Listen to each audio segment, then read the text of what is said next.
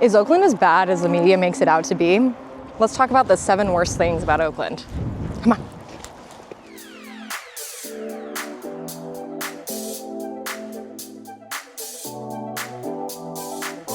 Welcome back to Living in the Bay Area. Today we're going to talk about the 7 worst things about living in Oakland. Today we're just talking about Oakland, but we cover in our channel all the cities in the East Bay, South Bay, Peninsula, San Francisco. So if you're interested in more videos like this one, make sure you hit the subscribe button below. Don't forget the North Bay. And the North Bay. Wine country. We're going to be revisiting a video I made in 2022 and verify whether or not these bad things are still true. Did you post this in 2022? No, this is unposted, mostly because everyone on my positive videos about Oakland constantly commented about some of the negative things we're going to highlight today. So let's revisit that video now. Potholes in the infrastructure. That includes freeway entry and exit points. The city had its own pothole reporting program, and they had a vigilante pothole filling group. Expect that you'll spend more on car maintenance because of the quality of the streets. Potholes in the Bay Area, or in Oakland. Yeah, it's still a problem, has not improved. The vigilante stuff that I can think of is more so towards like people doing sideshows late at night. For the potholes, I've actually seen, at least in West Oakland, a lot of the roads being filled because when you are taking the west exit off of 580, it would be terrible.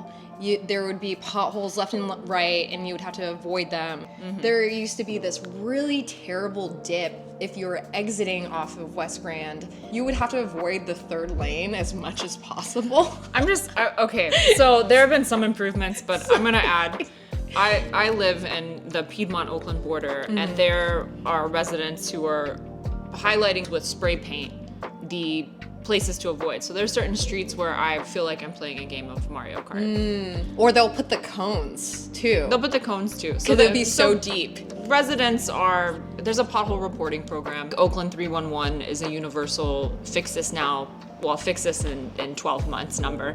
Yes, potholes are still a problem. Yeah, you're right. Okay, back to the video. When it comes to freeway exits and entry points, there's a reason you may have heard of the MacArthur Maze. There are other lanes where you have to merge, where the risk of getting sideswiped is really high. It's still true. On that note, I encourage everyone, when it comes to Oakland's infrastructure development over time, to read Hella Oakland, which describes a little bit of what I was commenting on here in 2022. Their freeway entry points and exit points, having lived in other states, are really dangerous, and I'm glad I didn't learn to drive here. It is very much still a commuter hub in and out of the city, and when I say the city, I mean San Francisco, y'all. Sports Magazine was reiterating something a list that Forbes would make about bad drivers, and Oakland gets the highest bad driver score, 100 out of 100. I don't know all their metrics, but I will note that San Francisco had number 3. In 2021, Oakland came up with a SOS committee, Save Oakland Streets, which has to do with traffic-related incidents. In 2021, we had an epidemic of accidents. I think there were over 43,000 vehicle-related accidents with pedestrians, with other drivers, with motorcyclists, with bicyclists. We also have terrible planning for bicycle lanes in certain parts of Oakland. Doesn't help with that issue. All right, next one. Which brings me to number 2, which is noise. So because there are major freeway systems in Oakland, there are many neighborhoods that are positioned close to the freeway. Noise pollution, actual air pollution should be a consideration. What city doesn't have noise? I think in 2022, when I was mentioning this, because of, the number of freeways, last point that we made, the unregulated recreational activities that happen more frequently in Oakland than they do in other surrounding cities. Oakland has some unique considerations when it comes to noise. I mean, sometimes we have a little bit of a sideshow or two, you know. You have the major thoroughfares to get to one of the main freeways. It can be noisy. Any of the major streets, High Street, Fruitvale, 35th, Telegraph, Shattuck. So you live in the Eastmont Hills or you live in some parts of East Oakland. I was gonna say, regardless of what part of Oakland you're living in, like some of the hills below the 580, the echo of some of the things happening in the flats can be accentuated in those neighborhoods like Millsmont, Eastmont Hills. And downtown Oakland, and by the lake, where we have a lot of festivities. Fireworks can be a noise nuisance, but also brings me to the motorcycles. a lot of motorcycle packs that like to go for joyrides around neighborhoods and in the more central parts of Oakland. The motorcycles! The motorcycle packs. Yeah, that's something that I appreciate exists, and if you live by the lake is a consideration. Oh, talking about Are riding- you ride a motorcycle? I have my license. I got into an accident. I was talking about the cruiser bikes, like the Harleys, the Yeah. Indian, I had a crotch rocket type. That was okay, we're getting off topic, but you can lane split in California. Personally, that scares the shit out of me. You said you got into an accident? Lane splitting on the bridge from gee. San Francisco to Okay. Oakland. Okay. Well, that decision to get your motorcycle license in California, up to you. Don't do it for commuter work. That's all I gotta say. Do it for Very- leisure. Very dangerous. Okay. I want to add something about the coordination of trash and recycling services on their designated pickup days. Regardless of where I have lived within Oakland, I get woken up by trash services. Maybe that means I'm not waking up early enough, but I hear them with my new dual pane windows. I still hear them, and then I hear them again when they go to pick up the recycling, and then I hear them again on the next day when they go to pick up the commercial-sized buildings. Pickup. Anyway, So it was late to the Parks and Recreation game nationally. That's why Lake Merritt is a central point for festivities. It's our only centrally located large public park. Lake Merritt is the oldest wildlife preserve in the country. The rest of our parks are mostly located above the 13 or above the 580 as you get further east into Oakland. beginning of the 1900s, the rest of the country was implementing planning such that there were many central parks. Oakland never adopted that. I said it was late to the game. It never adopted that perspective. It was only because of Mayor Mott that we have some of the smaller central parks that we have now. Yeah, and actually only 11% of the built environment was dedicated to parks and recreation. That brings us to the discussion I brought up briefly in 2021. There are actually two entities that maintain our parks. Yes, we have a large regional park system that's in the hills, but that park is not accessible to a lot of people who are living in the lower flats. An AC Transit bus would take an hour to get there.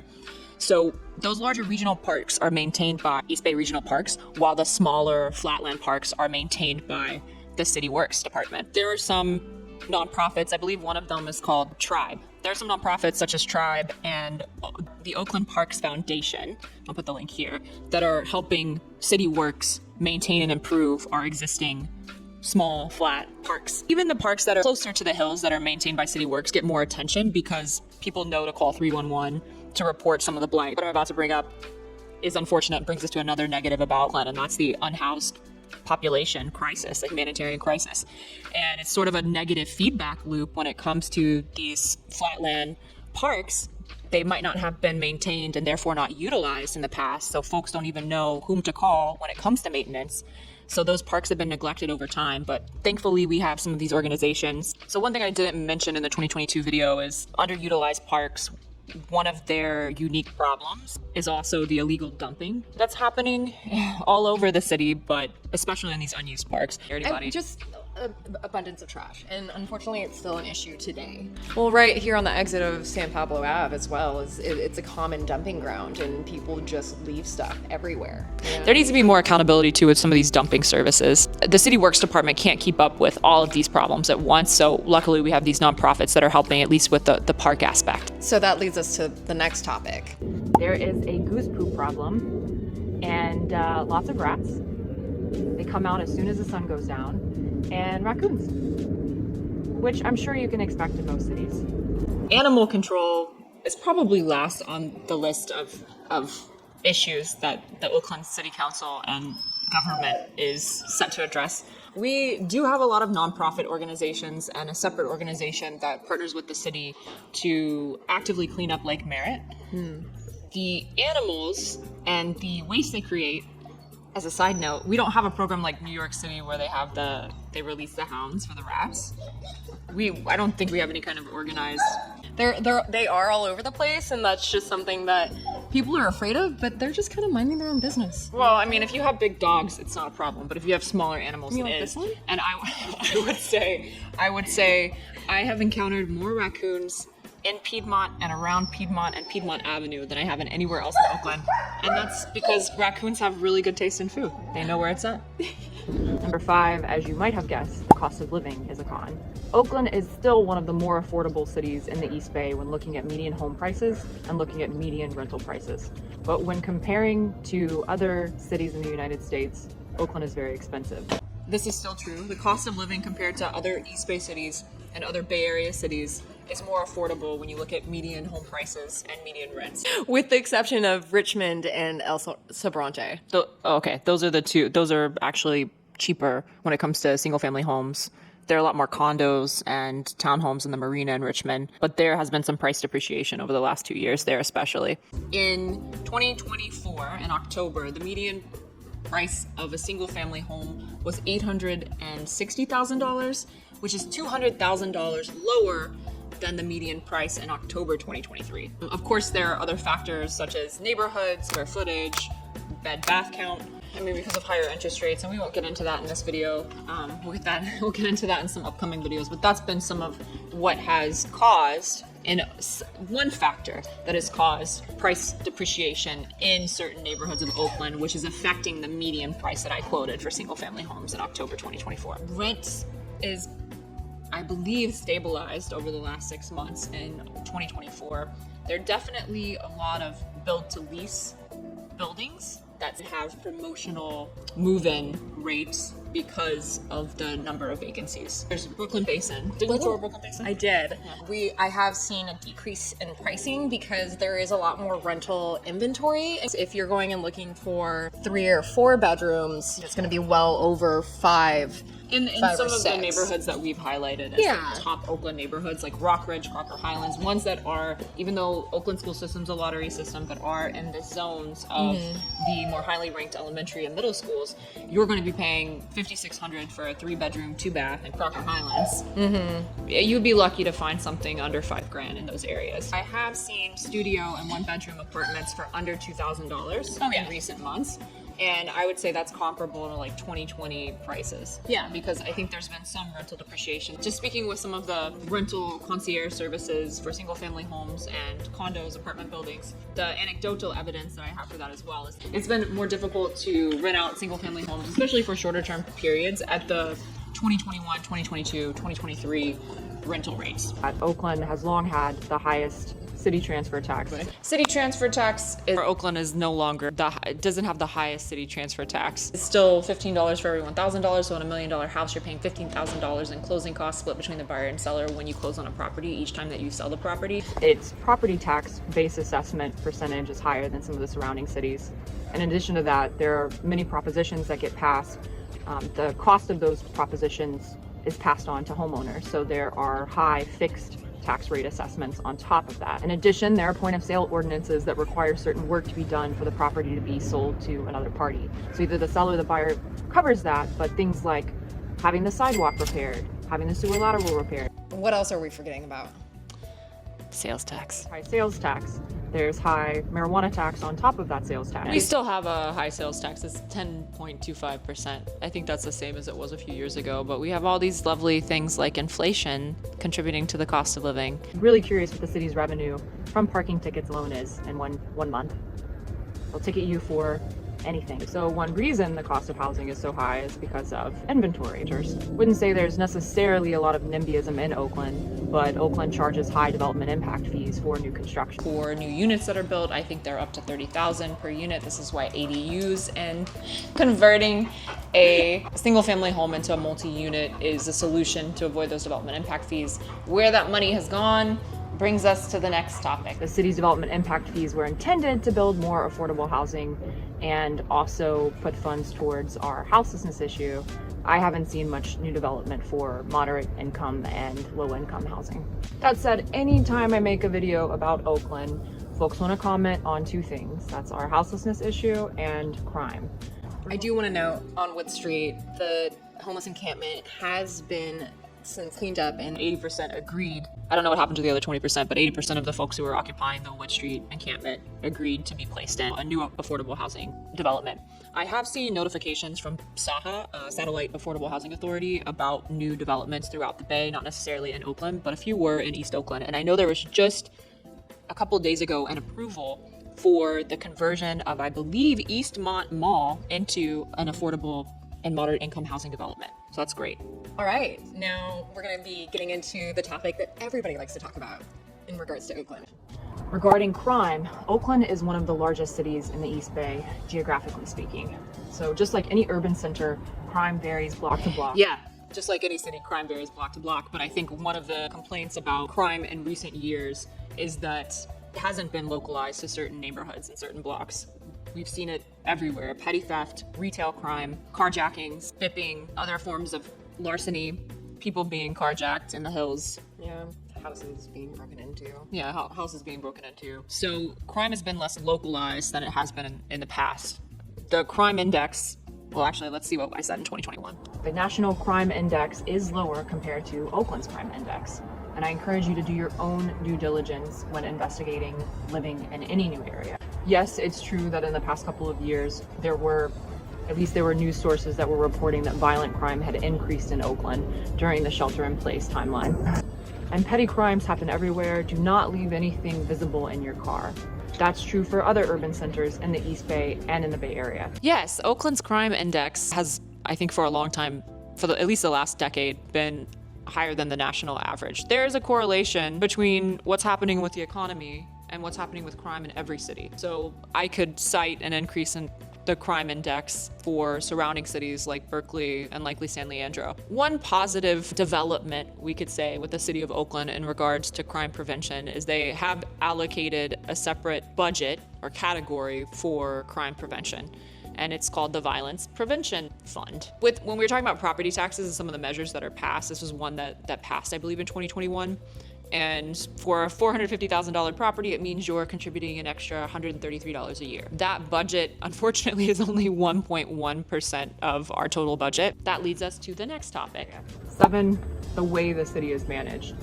Even though Oakland has all of these revenue streams for more money for the city, it seems like there's still not enough money to go around for our houselessness issue, our affordable housing issue, our infrastructure problems. And then we have a huge problem with people dumping and littering. And Waste Management has a monopoly on our trash services. I don't know why that is. I'm gonna put the link here, as I did in the last video, of where all the revenue is going. And there's one that says non-departmental expenditures. It's almost over 24% of the budget. And it's going. I don't know. I will say they have updated some of the features on the site so you can see more details about each of these expenditures. But that one doesn't non-departmental expenditures. I want to know where that money is going towards. Yeah, so let's look at an updated version. That is a problem Oakland Unified School District has with retaining quality talent and paying teachers and staff members a livable wage. The inefficiencies and inconsistencies with the building and planning department when you are building new construction or a mom and pop owner is renovating or adding to their house. In 2024, talking about the mismanagement of funds, there were several grants that had to do with government-sponsored, I don't know if they were government sponsored, but they were nonprofits and artist organizations that missed out on funding from the city because there was not an application for the grant. This problem has also been seen in our inability to keep our sports teams. The stadium contract for the A's was a point of discourse such that the A's left. Now they're practicing, I think it's Sacramento. Temporarily until they can move to Vegas. So we're losing our sports teams to Las Vegas. We lost the A's, we lost the Raiders, we lost the Warriors to San Francisco. I never understood how the Chase Center was a solution because that was right in the middle. Somehow San Francisco got it done, right? They got a new stadium built in an area where there was a hospital and it was already dense. Traffic's terrible. They got it done. But we can't get an A stadium in Jack London Square built. We've lost our sports teams. We've lost all of our sports teams, which was another source for our economy, our city budget, our revenue. So there are newer teams. They are crowdfunded and they're starting up by fans who recognize that sports is a part of our culture. Sports teams like the Oakland Roots have been starting up, and the Ballers, which I'm a huge fan of. Okay, so you made it to the end. Some of these things you probably predicted, but it helps to talk about them in the context of 2024 and the changes that we've seen because of these worst things about living in Oakland. So one thing I want to note though is we chose to live here. I chose to live, and people are still choosing to live in Oakland for a number of reasons. Oakland is probably one of the most beautiful cities in the country geographically. There is no other city that beats it, in my opinion, in terms of the combination of location, proximity to other parts of the Bay Area. Yeah, so it's been really nice to live so close to my parents. Lafayette is just like a quick drive away. San Francisco is also very close. I personally don't love BART, although I know that they redid all of their trains. I still don't take it because my feet don't touch the ground. So it's great to have that close proximity to San Francisco without having to live in the fog and the dreary climate that San Francisco has. Living in Oakland has been amazing because of the culture aspect and how everywhere you go, you just run into people from other places from the world. And that to me is really important. Living here has been just amazing. As a lesbian living in Oakland, it's really wonderful to just walk down the street with my wife and happen to see many other lesbian couples walking down the street as well. We like to give the lesbian nod as we cross the street and we see each other.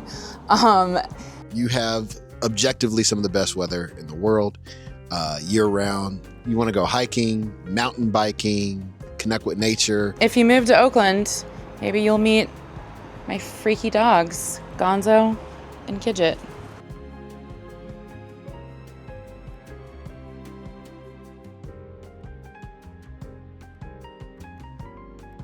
The Bay Area loves Anne Fong, and as you can see, I look out at her every day. There she is. And as we all know, if something is wrong, We call Anne Fong. call Anne Fong.